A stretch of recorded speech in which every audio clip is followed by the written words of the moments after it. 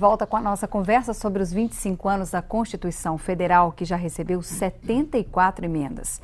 Segundo um estudo da Fundação Getúlio Vargas, a Carta Magna tem a capacidade de certos materiais de acumular energia em situações de pressão, sem perder as características principais. Os pesquisadores ressaltam, na vigência da Constituição, a estabilidade do sistema político brasileiro, ao lado de adaptações políticas e econômicas obtidas por meio das emendas. São alterações que só dependem do parlamento, mas com a exigência de maioria absoluta, pressupondo um amplo acordo político. Vamos agora a mais uma reportagem sobre o que mudou com a promulgação da Constituição de 88. Ao longo desses 25 anos, a chamada Constituição Cidadã esteve presente no dia a dia dos brasileiros. Ela pautou algumas das principais transformações ocorridas no país de lá para cá. E há também muita história em todo o processo de elaboração desse novo texto constitucional. Neste livro, imagens da época, parlamentares, pessoas anônimas, entidades diversas e até crianças acompanham de perto os trabalhos no Congresso. A participação popular foi destaque no Jornal Oficial da Constituinte. Mais de 72 mil cartas com sugestões à Constituição chegaram a Brasília. Nas galerias do Congresso, euforia de quem se reencontrava com a democracia. Ao fim de 2.500 horas de trabalho, o então presidente da Assembleia Nacional Constituinte, deputado Ulisses Guimarães, erguia como um troféu a nova Constituição.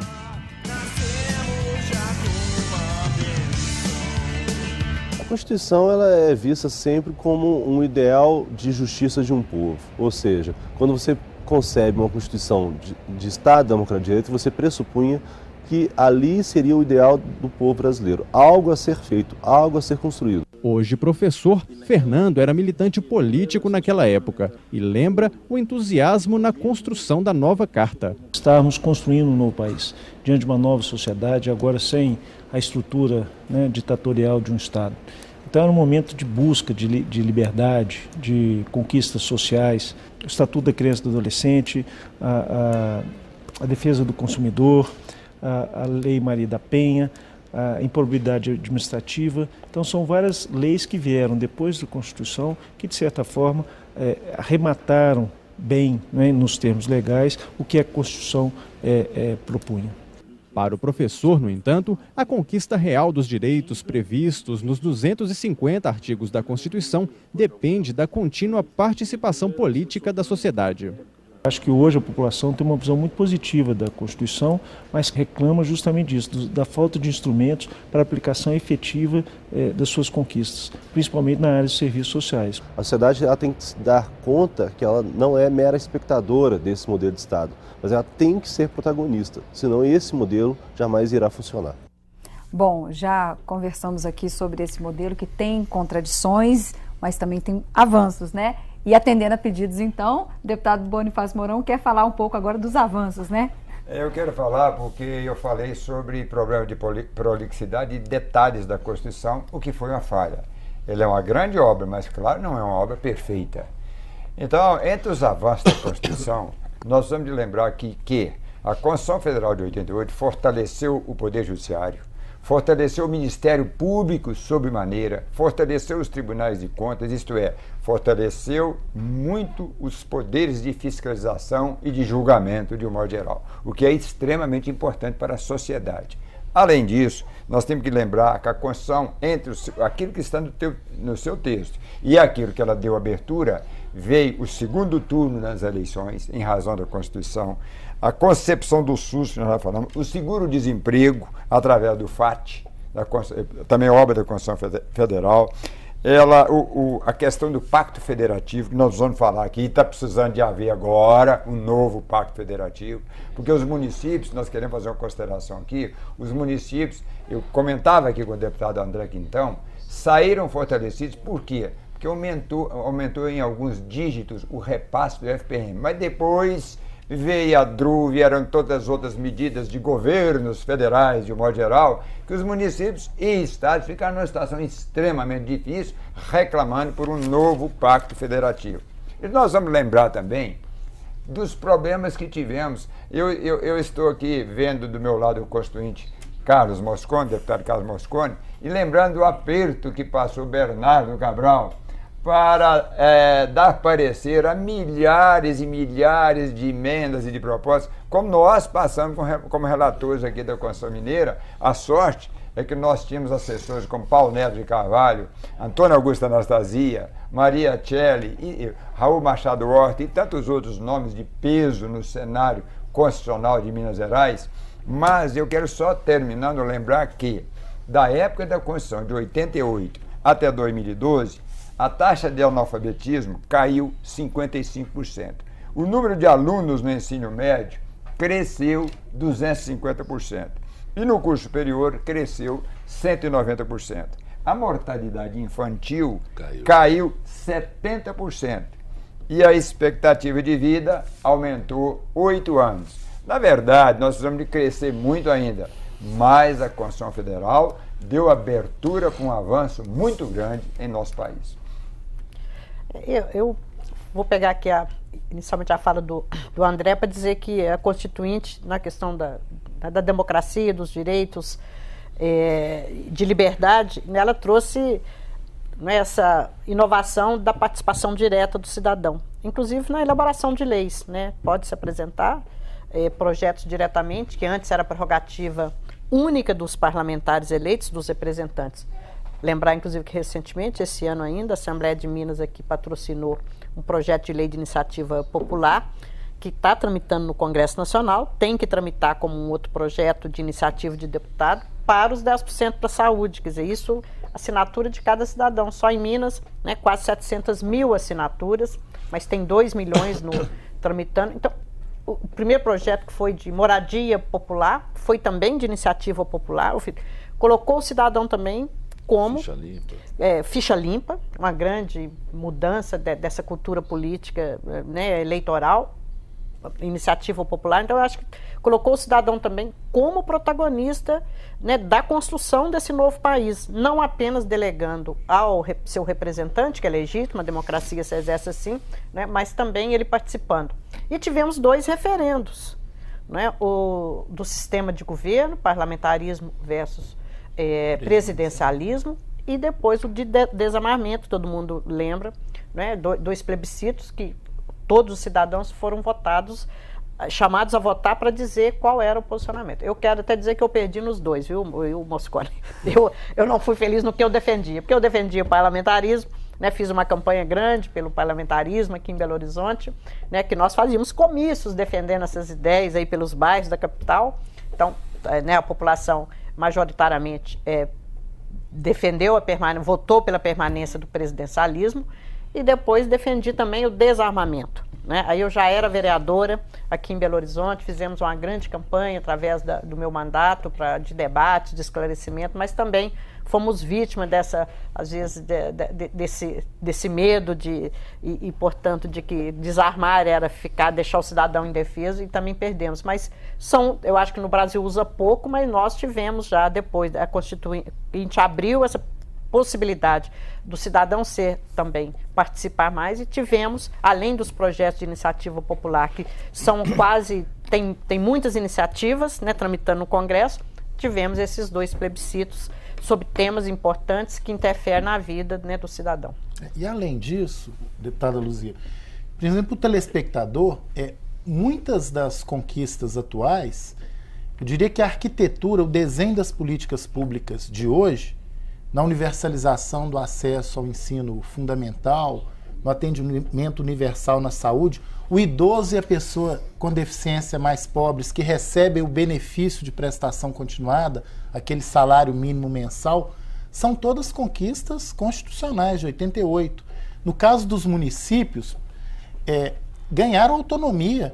Depois, cada município teve que fazer a sua lei orgânica municipal, uma obrigatoriedade, uma espécie de constituição municipal. Eu, inclusive, fui assessor do Patrus, que foi o relator da Constituição Municipal de Belo Horizonte, o Arutana Cobério, amigo da Luzia, grande pessoa. Eu trabalhava na Câmara. A Luzia era da Câmara, era o presidente da Câmara Municipal. Temas como meio ambiente, transporte coletivo, os municípios não podiam sequer opinar. O ciclo orçamentário, durante a ditadura, o parlamento não podia interferir no ciclo. Então, a Constituição institui o ciclo orçamentário, plano plurianual, lei de diretrizes orçamentárias, orçamento anual. Então nós temos que valorizar muito a Constituição. Agora, como foi mostrado nas entrevistas, a Constituição, para ser cotidianamente efetivada, depende de participação e luta política. Porque o Brasil também tem uma tradição, muitas vezes, de desrespeito às leis. Então, muita gente confunde, não valoriza a lei ou a Constituição, porque às vezes ela não se configura no cotidiano do cidadão. Mas os dados que o deputado Mourão apresentou são resultantes de políticas públicas implementadas pós o desenho dessa Constituição, que eu tenho uma leitura de inspiração social-democrata, de inspiração de um estado de bem-estar social. Agora, é necessário avançar muito ainda. Mas é interessante, porque durante o processo da Constituinte, então nós tivemos interferência, lobbies de toda a ordem, mas aí começou a ter o que não estava ocorrendo no início, interferência política do governo. E o parlamentarismo é um fato real nessa história. O parlamentarismo tinha maioria ampla no Congresso Constituinte. Mas aí o governo, Sarney... Que seria uma grande novidade no Brasil. Aí houve na votação do parlamentarismo, houve uma interferência brutal do governo. Isso é uma coisa visível, todo mundo se lembra disso. Com a presença de ministros lá dentro do plenário e mudando o voto de parlamentares. E isso foi um fato que não contribuiu para a grandeza da Constituição, na minha opinião. Esse tipo de pressão muito forte ali, que mudou, inclusive começou a haver uma ruptura do nosso, vamos dizer, de um grupo político grande, lá dentro da Constituição, com o governo Sarney, em razão dessa ingerência, que eu considero até uma ingerência não democrática, lá em cima da Constituição. Mas aí também grupos, vamos dizer assim, políticos poderosos, tiveram também interferência que eu considero negativa na Constituição, o seu formato aí final. A questão, por exemplo, dos economistas da Constituição. Vamos dizer, a política econômica que comanda os governos, de maneira geral, também acabou entrando lá dentro da Constituição. E aí esse fato, por exemplo, está uma relação direta com a não aprovação do financiamento do SUS. O SUS foi considerado assim, um dos avanços maiores da Constituição, e com toda razão. Porque nós não tínhamos uma política de saúde, passamos a ter com o SUS. O SUS foi o maior programa de inclusão social que esse país já teve. Foi o SUS. Isso, porque nós tínhamos uma parcela considerável da população brasileira que não tinha direito. Só quem tinha carteira assinada que podia ter o atendimento. Era um plano de saúde. Quem tinha carteira assinada podia ter. Quem não tivesse não tinha direito a nada. Ficava míngua. E não tinha, indigente. Era indigente. A população era considerada indigente. Eram indigentes. Quase metade da população brasileira era constituída por indigentes, que não tinha direito a nada e não podia reclamar. E hoje nós estamos comemorando aqui a queda na taxa de mortalidade infantil. De mortalidade é uma consequência direta. Longevidade, qualidade de vida. Aí houve, o que aconteceu? Os economistas lá, não podemos vincular recursos porque não vai poder. O senhor está dizendo que já podia estar definido lá atrás, o percentual o deputado Luzia falou, nós estamos né? conseguindo assinatura aqui para levar para Brasília 25 anos depois, é porque nós não conseguimos lá na Constituição. A educação conseguiu. Conseguiu. A educação 5%, conseguiu. Isso. A educação é o contrário da saúde. A educação não conseguiu definir um programa de educação para o país, uma política de educação. Não fez isso.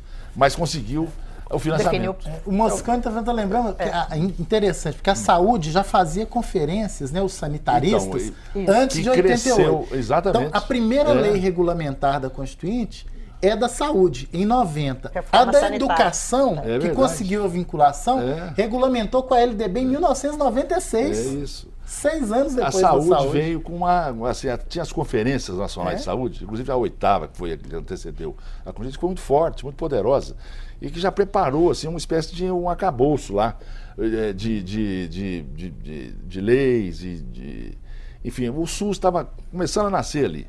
E aí, esse centralismo da política econômica do país acaba, nós tivemos lá na Constituição esse efeito negativo que prevalece até hoje, e a questão da descentralização que nós tivemos na Constituição, mas não tivemos com a intensidade que nós deveríamos ter.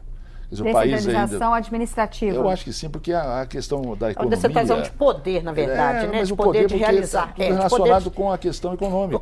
Se não existe autonomia financeira, Como é que vai existir autonomia política e tudo mais? Não tem. Então, quer dizer, o Brasil continua sendo um país altamente centralizador. E essa questão do pacto federativo é uma demonstração cabal disso. Não tinha um outro movimento fortíssimo à época, não era um movimento chamado municipalista, né? Esse movimento que antecedeu a Constituinte, ele tinha esse nome, movimento municipalista, que era uma união dos prefeitos com os vereadores, com a população, defendendo exatamente que o município tivesse condições de executar as políticas públicas mais próximas do cidadão e que garantiu ser incluído como um ente federativo, alguns recursos, mas você aqui já falou, tanto você quanto o Bonifácio, que depois foi centralizando por vários mecanismos e hoje os municípios quase passam. Tinha um movimento... Tem muitas obrigações, mas não tem recursos. Tinha do Pires na mão, né? Que eles falavam que prefeito... Olha, sobre isso nós já falamos, a questão do novo pacto federativo. Houve as conquistas na Constituição Federal e aumentou a FPM dos municípios, etc., em 88. Mas depois, e isso que nós precisamos falar bastante, vieram as PECs, Proposta de Emenda Constitucional, Projeto de Emenda Constitucional. Isso que tem que ter o maior cuidado. Porque, por exemplo, a DRU, que é a desvinculação da Receita da União, está prejudicando todos os 5.500 municípios brasileiros e os 27 estados para valer. O governo federal faz cortesia com o chapéu dos outros, isto é, da isenção de impostos, de imposto de renda, de IPI e assim por diante, e aquilo diminui a arrecadação dos municípios e dos estados e reflete diretamente no cidadão. Porque todos nós moramos no município. E por isso, o senador Aécio Neves, o governador Anastasia e muitos outros líderes nacionais têm batido muito por um novo pacto federativo. A refundação da federação. E precisa haver isto. Os municípios, os prefeitos, não podem continuar de pires na mão como estão. A essa altura, os municípios brasileiros que têm uma grande indústria no seu território são privilegiados. Aqueles que não têm, que representam mais de 90%, estão de pires na mão. Que não tem uma arrecadação grande, né? Isso reflete na qualidade de vida dos cidadãos que moram naqueles municípios. Então, o que não pode haver é reforma à Constituição ou projetos como esse da DRU que eu estou falando, que leva a arrecadação cada vez mais para o governo federal e diminui a arrecadação dos estados e municípios, porque isso piora a qualidade de vida dos cidadãos. Mas isso que eu queria, só para dar um fecho aqui nessa palavra do Mourão, naquele tempo da Constituição, se a população saía à rua para pedir liberdade, democracia e liberdade, que não existia naquela época. Hoje a população sai à rua não é para pedir mais isso, porque isso já está garantido, isso já existe. A população saiu às ruas agora no Brasil inteiro, sabe para pedir o quê? Qualidade de vida, melhor qualidade de vida. A população hoje vive mal, o transporte é ruim, a escola não é boa, a saúde não é boa. Então a população hoje está saindo às ruas, quase que para pedir um novo contingente de leis aí, para poder melhorar a sua qualidade de vida, que não está boa. Eu passo adiante, né, Mosconi, que nós tivemos conquistas democráticas. Isso. A deputada Luzia reiterou. Questão da participação direta, conselhos setoriais, plebiscito, referendo, projeto de iniciativa popular, inclusive a lei de combate à corrupção eleitoral também foi iniciativa popular. Agora, o nosso modelo político eleitoral hoje reclama o quê? Uma reforma política. As nossas eleições estão muito privatizadas. Existe uma influência do poder econômico muito grande. Os partidos não estão fortalecidos. No campo das políticas públicas, há essa necessidade de uma espécie de reequilíbrio entre atribuições descentralizadas e capacidade de arrecadação e redistribuição dos recursos. Agora, principalmente para as novas gerações, é bom sempre ficar alerta para a importância de defesa da Constituição. Porque eu me lembro também, no início da década de 90, muita gente falava assim, não, essa Constituição é avançada demais para o nosso país. Então, o movimento de retroceder existe também, porque a nossa Constituição tem uma marca mais de presença do Estado. E nós sabemos que o mercado, por si só, não resolveu o problema em lugar nenhum do mundo.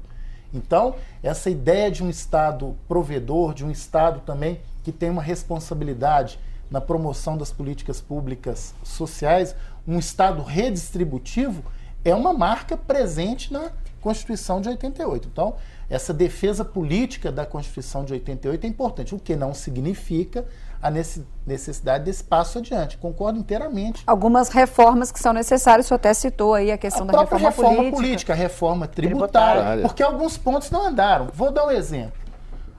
O imposto sobre grandes fortunas, a justiça tributária, isso ficou no papel. A questão indígena é objeto sempre, hoje, de ataques por parte de parcela do Congresso Nacional. Então, eu acho que alguns pontos, né, a Constituição no campo urbano, das políticas urbanas, o Estatuto das Cidades foi em 2001, 13 anos depois, foi uma luta muito grande. Então, a gente tem que fazer uma defesa política da Constituição, mas sabendo onde precisa avançar. Alguns artigos que não foram regulamentados, alguns outros que precisam ser efetivados com política pública. Nós temos um tempinho ainda. Quer comentar sobre alterações ainda necessárias à Constituição, deputada Luzia? Eu acho que nós temos, esse processo ele tem também um dinamismo, porque novos direitos se apresentaram na discussão dessa efetivação. Eu vejo mesmo essa questão da mobilidade urbana, que antes a gente falava transporte coletivo, trânsito, hoje virou esse nome, mobilidade urbana, que é um desafio das grandes cidades e é um dos principais desafios do brasileiro hoje, do cidadão.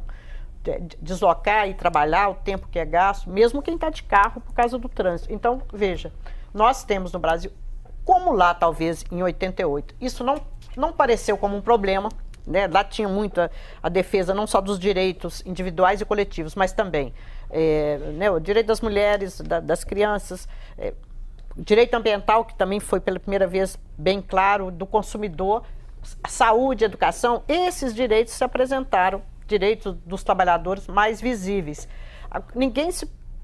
Não teve um lobby forte lá nessa questão do transporte coletivo, da mobilidade urbana. Portanto, nós temos até hoje, as tarifas do transporte são unicamente subsidiadas pelo usuário. Nós não temos nenhuma política de ter um incentivo ao transporte coletivo, né? E pelo contrário, a gente tem uma prevalência muito grande, um lobby muito grande das montadoras para ter até incentivo para o carro particular, como a gente viu, isenção de imposto do governo federal, que eu acho que é de cabeça para baixo esse incentivo, que eu acho que tem que incentivar o transporte coletivo até para diminuir tarifa, melhorar a qualidade para o usuário. Então, veja bem. Diminuir o número de carros na rua? Diminuir o número de carros na rua. Então, esse assunto não foi um assunto tão premente como estava da saúde, da educação, de outras organizações sociais que lutaram.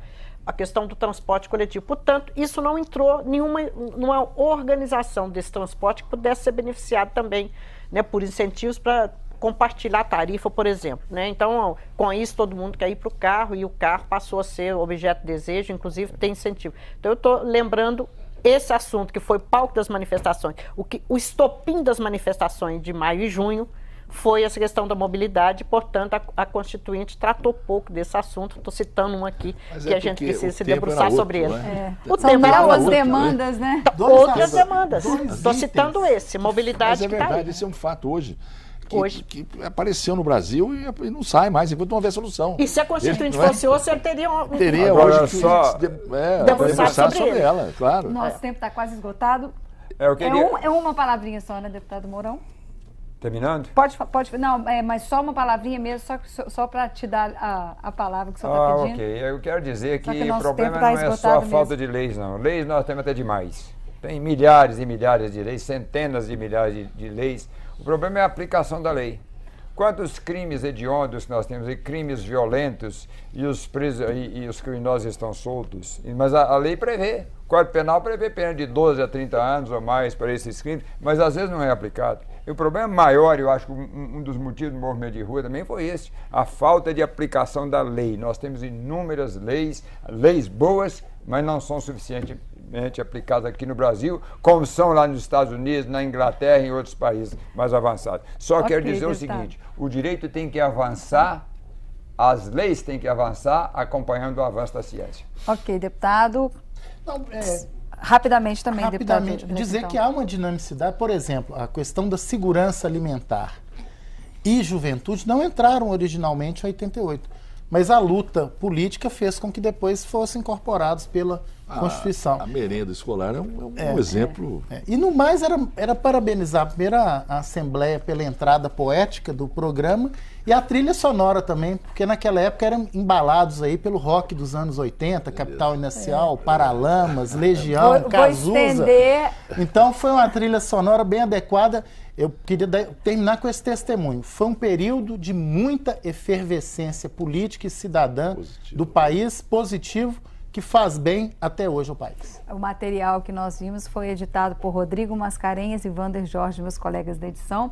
Bom, nosso tempo agora realmente está esgotado. Muito obrigada aos convidados por este programa sobre os 25 anos da Constituição. Agradeço também a você de casa pela atenção. A gente se encontra de novo na semana que vem. Até lá.